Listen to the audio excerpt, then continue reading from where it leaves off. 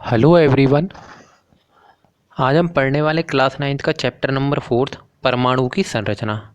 ठीक है, देखिए परमाणु की संरचना में हम इलेक्ट्रॉन की स्थिति, ठीक है, प्रोटॉन की स्थिति, या फिर आप बोल सकते हो इलेक्ट्रॉन की खोज, प्रोटॉन की खोज, इसके बारे में पूरा पढ़ चुके हैं। उसके अलावा हम थॉमसन का जो परमाणु मॉडल दिया था, ठीक है, परमाणु की संरचना और है क्या, परमाणु की संरचना सिर्फ इतना सा है कि परमाणु की, अगर आपसे पूछे कोई परमाणु की संरचना से मतलब क्या है, तो परमाणु की संरचना से मतलब क्या हुआ कि परमाणु के जो अब परमाणु कण है, परमाणु के जो अब परमाणु कण है, जो परमाणु के अब परमाणु कण हैं, उनकी स्थिति को दर्शाना। और अपरमाणु कण कौन से, इलेक्ट्रॉन, प्रोटॉन और न्यूट्रॉन। न्यूट्रॉन की बात अभी तक हमने की नहीं है, न्यूट्रॉन की खोज आगे होगी और उसको हम पूरा पढ़ेंगे भी, ठीक है। वहाँ देखेंगे भी न्यूट्रॉन की खोज को हम इतना लेट क्यों पढ़ते हैं, न्यूट्रॉन की खोज लेट क्यों हुई, ठीक है, और क्या सीन है, न्यूट्रॉन की खोज कैसे हुई, पूरा पढ़ेंगे। लेकिन अगर हमसे कोई पूछे कि परमाणु की संरचना से मतलब क्या है, तो हम यहाँ से बता सकते हैं ना कि परमाणु के अपरमाणु कण होते हैं, इलेक्ट्रॉन, प्रोटॉन, न्यूट्रॉन, उनकी स्थिति के बारे में हम यहाँ पर पढ़ते हैं, ठीक है। यही परमाणु की क्या है, संरचना। परमाणु की संरचना क्या है, इलेक्ट्रॉन, प्रोटॉन, न्यूट्रॉन की परमाणु में स्थिति, ये क्या है, परमाणु की है क्या है, संरचना है, ठीक है। अब देखिए, हमने सबसे पहले अगर परमाणु मॉडल की बात करें तो सबसे पहले किसका, थॉमसन का परमाणु मॉडल पढ़ा था। और देखिए, जब भी आपसे थॉमसन के परमाणु मॉडल पूछे तो आप इस तरह से डायग्राम बना लीजिए। क्या करना है, इस तरह से ये डायग्राम बना लीजिए, तो इससे आपको क्या होगा, याद आ जाएगा। क्या याद आ जाएगा कि ये पूरा की पूरा थॉमसन ने क्या बोला था कि परमाणु पूरा की पूरा क्या है, धनाभिषिक्त कण है और इलेक्ट्रॉन इसके ऊपर चिपके हुए। परमाणु पूरा के पूरा धनाभिषिक्त कण है और इलेक्ट्रॉन इसके ऊपर छड़े हुए, चिपके हुए, ठीक है। उसके बाद रदरफोर्ड आया। जब रदरफोर्ड की बात आए तो इस तरह से बना लेना, और इस तरह से बना के इसमें क्या करना है, बीच में क्या लिख देना, प्रोटॉन, बीच में क्या लिख देना, प्रोटॉन, और चारों तरफ क्या लिख देना, इलेक्ट्रॉन। चारों तरफ कक्षा में क्या होते हैं, इलेक्ट्रॉन, ठीक है। ये वाला डायग्राम बना लोगे, ये वाला चित्र। तो यहाँ से आपको क्या समझ में आ जाएगा, रदरफोर्ड का, ठीक है। तुरंत थोड़ी बहुत थ्योरी, जो उसका बेसिक्स थ्योरी है, वो तो याद आ ही जाएगी आपको, ठीक है। तो यहाँ से आपको क्या याद आ जाएगा कि रदरफोर्ड ने क्या बोला था कि जो प्रोटॉन है वो क्या है, परमाणु के नाभिक में स्थित है और इलेक्ट्रॉन इसके चारों ओर चक्कर लगा रहे हैं, ठीक है। अब हम एक बार रदरफोर्ड की कमी की बात करते हैं कि रदरफोर्ड के परमाणु मॉडल में कमी क्या रह गई थी, ठीक है। तो जब हम बात करें तो रदरफोर्ड के परमाणु मॉडल में कमी रह गई थी।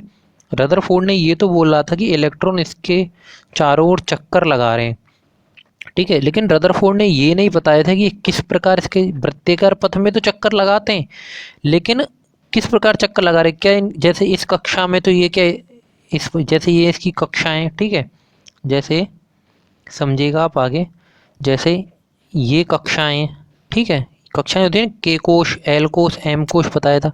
तो अगर कोई इलेक्ट्रॉन यहाँ पर है, ठीक है, क्या है, कोई इलेक्ट्रॉन अगर यहाँ पर है तो जब ये घूम रहा है इलेक्ट्रॉन, ये यहाँ पर घूमा, यहाँ पर घूमा, तो इसकी ऊर्जा की कमी होगी।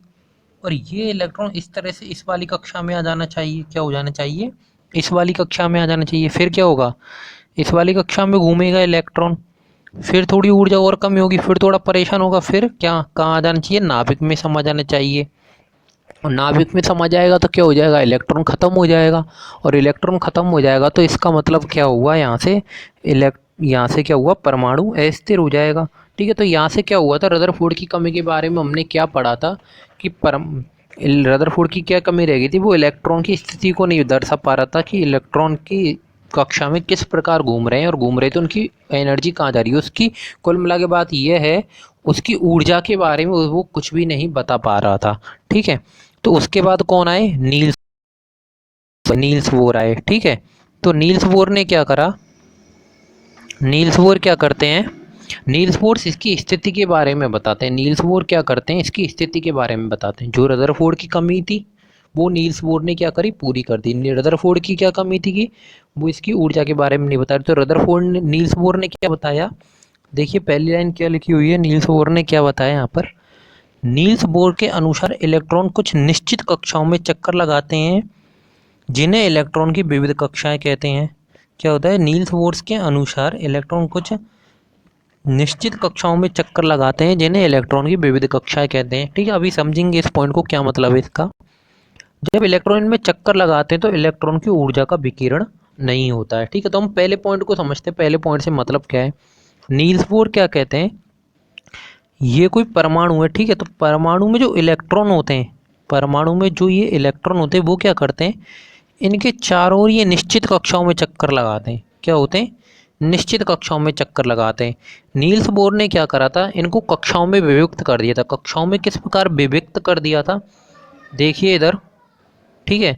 नील्स बोर क्या कहते हैं, ये जैसे एक परमाणु है, ठीक है, ये क्या है, परमाणु है। तो इस तरह से उसने कक्षाएं बता दी थी, ठीक है, कक्षाएं बता दी थी। कक्षाएं कैसे बता दी थी, पहली बात तो क्या, यहाँ से अगर आप प्रोटॉन बोलना चाहोगे तो प्रोटॉन कहाँ आ जाएगा, नाभिक में आ जाएगा। प्रोटॉन क्या आ जाएगा, नाभिक में आ जाएगा, ठीक है।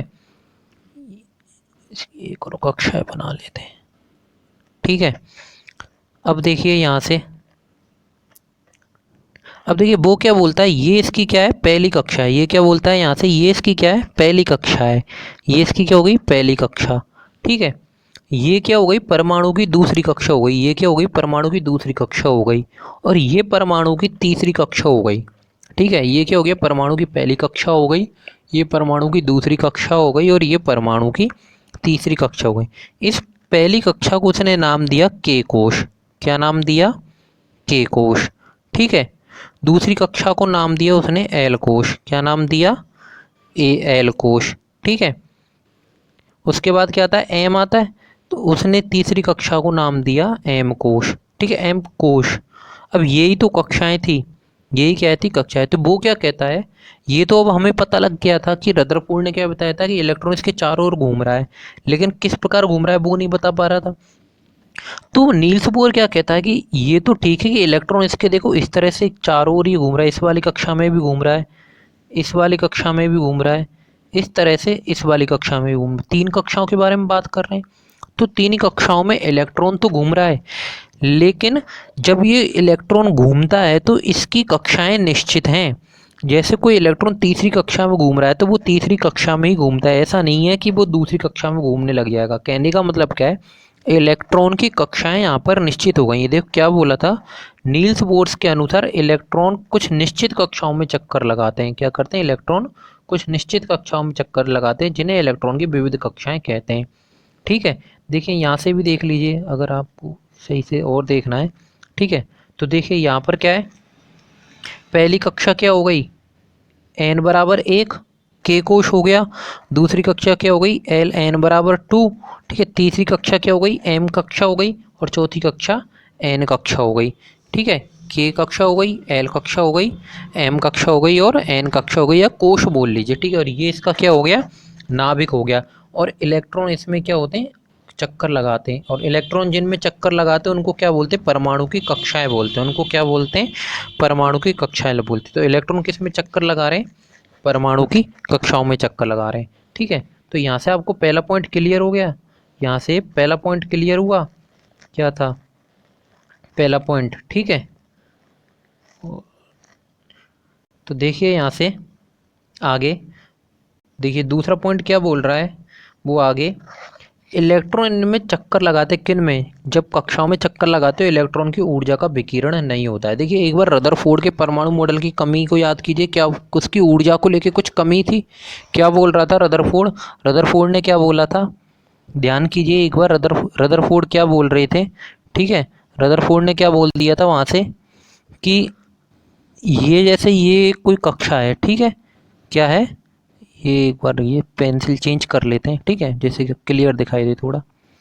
रदरफोर्ड क्या बोल रही थी, ये कक्षा है और इसमें इलेक्ट्रॉन चक्कर तो लगा रहे हैं, तो सबने ये बोल दिया था कि इलेक्ट्रॉन चक्कर लगा रहे थे, इसकी ऊर्जा खत्म हो जानी चाहिए और नाभिक में समा जानी चाहिए, जबकि ऐसा तो नहीं होता है। तो नील्स बोर आए और नील्स बोर ने यही बोल दिया था कि जो आप ये बोल रहे हो कि इलेक्ट्रॉन इसके चक्कर लगा रहे हैं चारों ओर, ये तो ठीक है, लेकिन यहाँ पर जो आप जो इसकी ऊर्जा खत्म हो जाती है चक्कर लगाते लगाते, ये आप गलत बोल रहे हो। क्यों, क्योंकि नील्स बोर ने ये थ्योरी दे दी थी यहाँ पर कि ऊर्जा कि इलेक्ट्रॉन जब इसके चारों ओर चक्कर लगाता है तो ऊर्जा का विकिरण नहीं करता। क्या, इलेक्ट्रॉन जब इसके चारों ओर चक्कर लगाता है तो ऊर्जा का विकिरण नहीं करता है। ऊर्जा का विकिरण करने से मतलब ऊर्जा की कमी नहीं आती है, ऊर्जा का ह्रास नहीं होता है। जैसे हम दौड़ते तो थकान हो जाती है, ठीक है, इस प्रकार इलेक्ट्रॉन में नहीं होता है, उसकी ऊर्जा खत्म नहीं होती है, ठीक है। तो इलेक्ट्रॉन की ऊर्जा खत्म नहीं होगी तो वो नाभिक में समा जाएगा क्या, बिल्कुल नहीं समाएगा। ध्यान से सुनना मैं क्या बोल रहा हूँ। अगर इलेक्ट्रॉन की ऊर्जा यहाँ से खत्म नहीं हो रही है तो वो क्या नाभिक में समाएगा? नहीं समाएगा। अब नाभिक में नहीं समाएगा तो इलेक्ट्रॉन कम होंगे? बिल्कुल नहीं होंगे। इलेक्ट्रॉन कम नहीं होंगे तो इलेक्ट्रॉन की क्या रहेगा? स्थिर रहेगा। इलेक्ट्रॉन क्या रहेगा? स्थिर रहेगा। ठीक है, क्या रहेगा? इलेक्ट्रॉन स्थिर रहेगा। इस प्रकार नील्स बोर ने क्या प्रूफ दे दिया यहाँ से, क्या क्लियर कर दिया था नील्स बोर ने यहाँ से, कि इलेक्ट्रॉन चारों ओर चक्कर लगाते हैं और ये ऊर्जा का विकिरण नहीं करते और ये अपनी कक्षाओं में घूमते रहते हैं। ठीक है, ये नील्स बोर ने यहाँ से क्लियर कर दिया था। पहला पॉइंट क्या था नील्स बोर का? नील्स बोर के अनुसार इलेक्ट्रॉन कुछ निश्चित कक्षाओं में चक्कर लगाते हैं जिन्हें इलेक्ट्रॉन की विविध कक्षाएं कहते हैं। दूसरा, इलेक्ट्रॉन इनमें चक्कर लगाते हैं तो इलेक्ट्रॉन की ऊर्जा का विकिरण नहीं करते। ऊर्जा के विकिरण करने से मतलब ऊर्जा की ह्रास या ऊर्जा की कमी नहीं होती है। तो यहाँ से ये आपको क्लियर हुआ। ठीक है, अब देखिए यहाँ से अगर आपको जैसे ये याद करना हो, क्या करना हो? याद करना हो। ठीक है, तो याद करने के लिए देखिए एक सिंपल सा तरीका है। आप क्या करना, इस तरह से 3 डायग्राम बनाना। कि आपको करना क्या है, आपने ये पहला डायग्राम बनाया, ठीक है, ये दूसरा बनाया इस तरह से। ठीक है, क्या करा, ये पहला बनाया, ये दूसरा बनाया। ठीक है, और ये क्या करा आपने, तीसरा डायग्राम बनाया। अब इसमें आपको करना क्या है, ये पहला डायग्राम को अपन इसमें इलेक्ट्रॉन भर दिए। ठीक है, ये दूसरे में प्रोटॉन भर दिए और तीसरे में क्या करवा, इलेक्ट्रॉन भी भर दिए। ठीक है, ये किसका हो गया? ये हो गया थॉमसन का। ठीक है, ये किसका हो गया? रदरफोर्ड का। ये किसका हो गया? नील्स बोर का हो गया। तो ये याद करने का सबसे अच्छा तरीका है। तो इससे आपको क्या क्या याद आ जाएगा कि थॉमसन ने क्या बोला था कि परमाणु पूरा धनावेशित है और इलेक्ट्रॉन्स के ऊपर चिपके हुए हैं। रदरफोर्ड से आपको क्या याद आ जाएगा कि रदरफोर्ड ने प्रोटॉन की स्थिति बता दी थी कि उसके नाभिक में स्थित है और इलेक्ट्रॉन्स के चारों ओर घूम रहे हैं।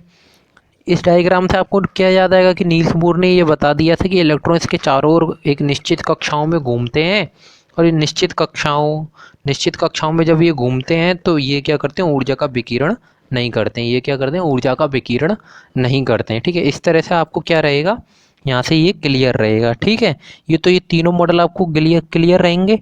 और जॉन डॉल्टन का तो हम पूरा पढ़ चुके हैं चैप्टर नंबर 3 में। ठीक है, तो यहाँ से आपको ये क्या होगा, याद करने का सबसे अच्छा तरीका। तो इस तरह से आज हमने क्या देखा, नील्स बोर का परमाणु मॉडल के बारे में पढ़ा कि नील्स बोर का परमाणु मॉडल क्या था। अगर वीडियो अच्छी लगी तो चैनल को सब्सक्राइब करना, लाइक करना और शेयर करना ना भूलें। धन्यवाद।